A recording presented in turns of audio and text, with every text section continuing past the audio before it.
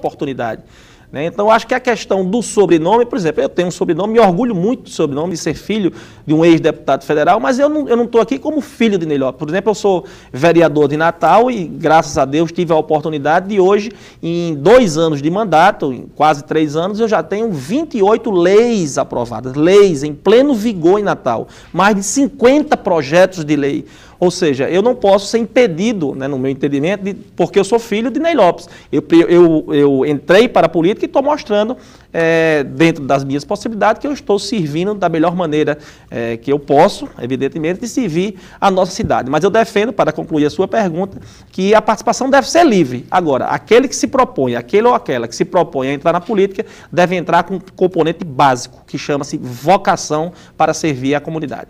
Pergunta. Mas não parece antidemocrático para você que sempre estejam se renovando os mesmos nomes na política? Mesmo que alguém se candidate em um tempo e passe os 8 anos, mas depois um cara que foi prefeito, ele vai ser, sei lá, governador, e por mais que ele aguarde 4 anos, mas são sempre os mesmos nomes se renovando dentro da política. Isso não parece um pouco antidemocrático, que sempre seja um ciclo que não muda e que sempre... Por mais que eu acho que eu esteja sendo representado por uma nova pessoa, mas tudo está sendo regido pelas mesmas pessoas em posições diferentes. Uhum. Olha, é muito interessante a sua pergunta. Eu acho que nós devemos passar por um processo de reeducação político-eleitoral. O que você diz é verdade, que há sempre são os mesmos, sempre são os mesmos. Por outro lado, todos eles são eleitos diretamente pelo povo. Ou seja, se ninguém foi eleito ali, ninguém está ali no cargo de prefeito, de governador, de senador, de deputado ou de vereador, de forma indireta. Não. Então, o que chamam de oligarquia, inclusive as oligarquias, as famosas oligarquias, a população que tem que ter a capacidade de julgar e, sobretudo, de votar. Se um filho de um político merecer o voto por trabalho e não por pertencer à família A, B ou C, ele deve continuar, senão a sociedade tem todo o poder de mudar e de colocar novas pessoas e de efetivamente contribuir para esta renovação. Vereador, a gente já falou a respeito de certas questões, né, que remetem à história política.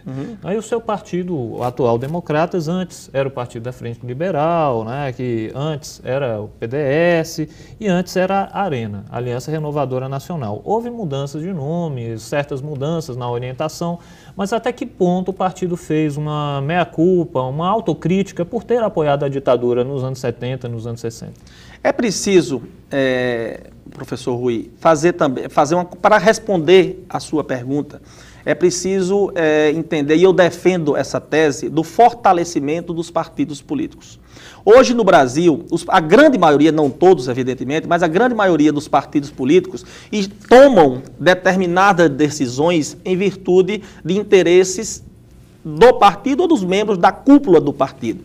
O então PFL, Arena, PFL e hoje Democratas, nós tínhamos alguns políticos que à época fizeram parte do governo da época da ditadura militar, o que terminou se tornando um estigma para o partido, mas é justamente esta renovação, sobretudo a renovação não somente de nomes, de quadros do partido, mas sobretudo do ponto de vista ideológico, que nós temos que mostrar para a sociedade aquilo que o partido defende. Né? Porque se nós percebermos, vamos fazer aqui uma breve analogia. Dizem muito, falam realmente muito isso, eu não era nem nascido à época, mas hoje em dia nós temos, por exemplo, a base do governo da presidente Dilma, muitos membros que hoje lideram no Congresso Nacional e no governo federal fizeram parte da ditadura também.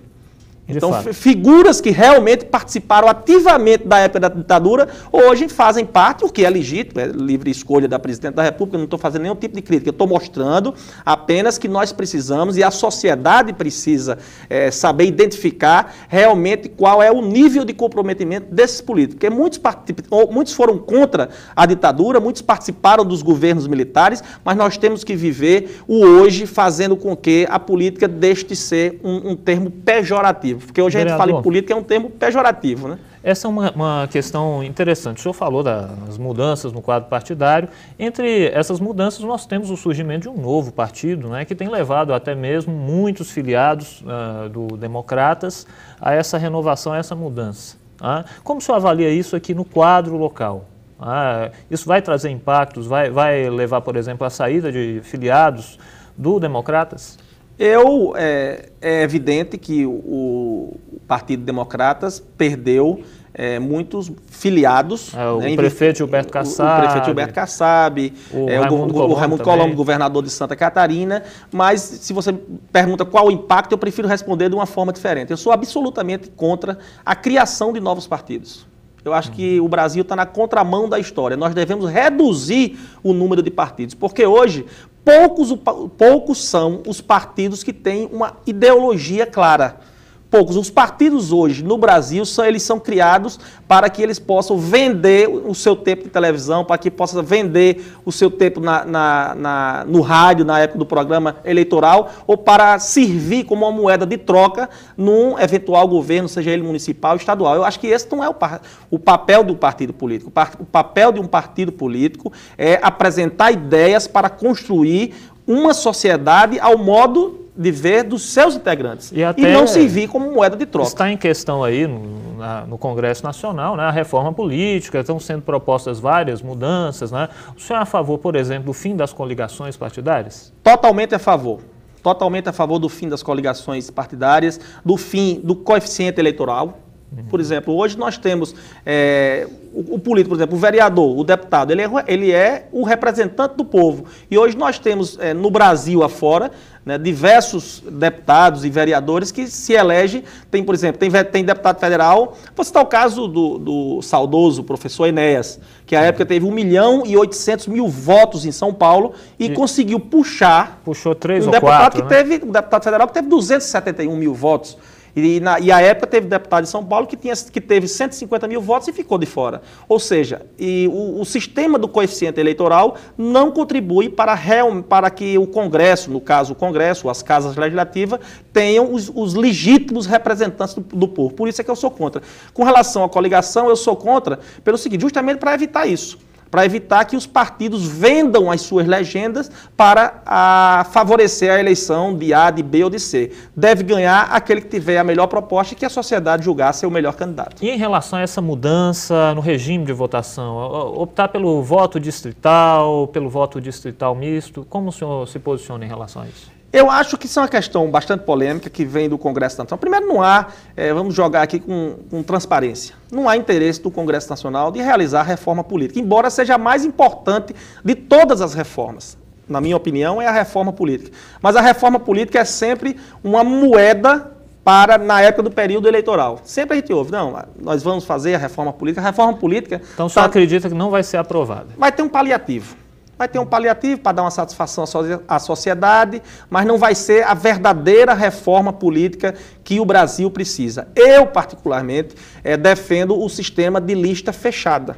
Aí muitas pessoas dizem, a lista fechada é que vai ser pior. Aí é que os filhos dos políticos, aí é que os parentes dos políticos, aí é que vai ter mesmo a predominância na política. Não é bem assim. A lista fechada, ela ocorre da seguinte forma. O pré-candidato, por exemplo, eu sou pré-candidato, você é pré-candidato, todos nós aqui somos pré-candidatos. Cada um vai ter que filiar ao seu partido um número X de pessoas. E o partido monta a lista? Não, vai ter que isso, pelo menos é assim que ocorre na Europa, é assim que ocorre nos Estados Unidos. Por exemplo, você filiou 1.000 pessoas no partido, eu filiei